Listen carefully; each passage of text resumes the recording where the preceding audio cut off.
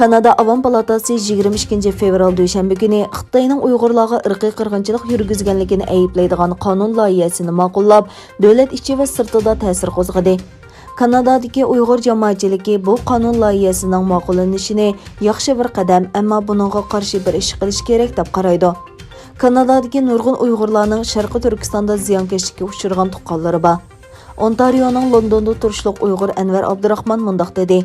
Kanada parlamentining qarori Xitoy hukumatiga belgilik besim olib keladi. Meningcha hech bo'lmaganda bu bir cho'ng qadam. Ammo u yana bosh ministr va kabinet a'zolarining ovoz berishdan voz kechganligidan umidsizlanganligini bildirdi. U yana Kanadaning irqiy qirg'inchilik yoki emasligini muzokara qilish bilan qolmasdan, balki irqiy qirg'inchilikni to'xtatish uchun harakat qo'llanishini umid qiladiganligini aytdi.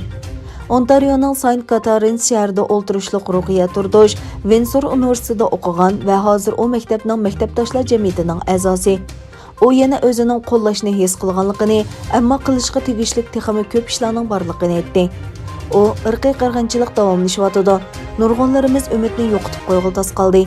Shunlashqa bu uchur bizga umidni his qildirdi va o'zimizning yolg'iz emasligimizni his qildirdi. Bu dunyoda yanada adolat bor dedi.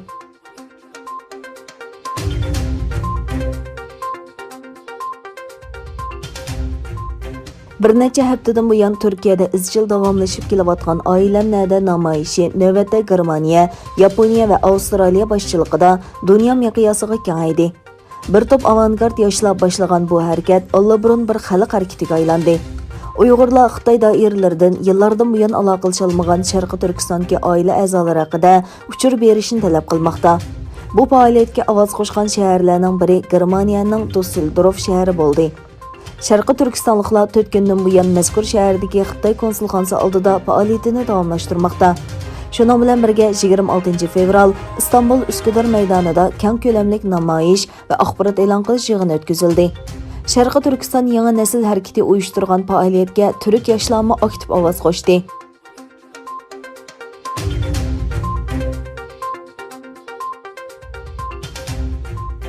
Amerika ovozining xabar qilishicha, Litva parlamenti Xitoyning Sharqi Turkistondagi kishilik huquq dafsandichiligiga qarshi qaror chiqarishni planlamoqda.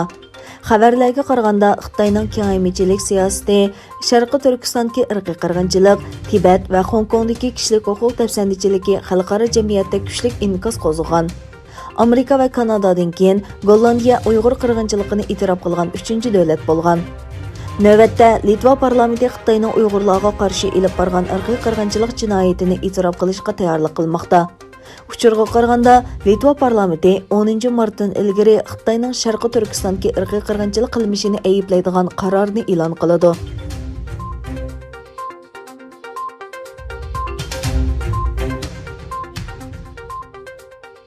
Himalaya tog'ida chegara mojarosi yuz bergan Ladakh rayonidan Xitoy va Hindiston askarlari chekingandan keyin taraflar texmi ko'p tadbirlarni qo'llanib, chegaradagi jiddiylikni pasaytirishni xohlaydiganligini bildirdi. Xitoy tashqi ishlar ministri Wang Yi bayonotida askarlarning chegaradan ayrilishi vaziyatni ko'rinarli pasaytdi va chegara rayonlarining tinchligi va xotirjamligiga kafolatlik qilish uchun kengashini tezlatish kerakligini o'ttirib qo'ydi. Hindiston tashqi ishlar ministrligining bayonotchisi taraflarning kontrol liniyasi chegara rayonidagi masalalarni tezdan hal qilish kerakligini o'ttirib qo'ydi.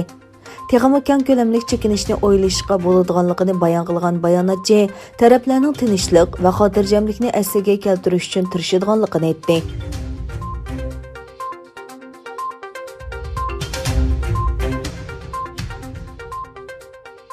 Amerika istixboroti tarafidan tayyorlangan dokladda Saudiya Arabistonning Istanbuldagi bosh konsulxonasida o'ltirilgan jurnalist Jamal Qashqchining qotilligini tasdiqlagan kishining valiahdi Shahzoda Muhammad bin Salman ekanligi bayon qilingan. Dokladda yana Shahzoda Muhammad bin Salmanning davlatga tadbir belgilash mexanizmini kontrol qilganligi, Shahzodaning bexatarlik guruhining va muhim maslahatchisi qotillikqa qatnashganligi, Shahzodaning zo'ravonlik tadbirlarini qo'llanib, Qashqchini o'z ichiga olgan chetlardagi o'qituvchilarni jimoqtirganligi haqida uchurga erishdik deyilgan. Saudiya Arabiston bo'lsa dokladni qat'iy rad qiladiganligini e'lon qildi. Doklad oshkorlangandan keyin Amerika siyosiyonlari ھۆكۈمەتنىڭ مۇھەممەد bin Salmanni javobgarlikqa tortishga chaqirdi. Birlashgan Davlatlar Tashkilotining alohida dokladchisi Shahzoda Salmanning jazolanishi kerakligini o'ttirib qo'ydi.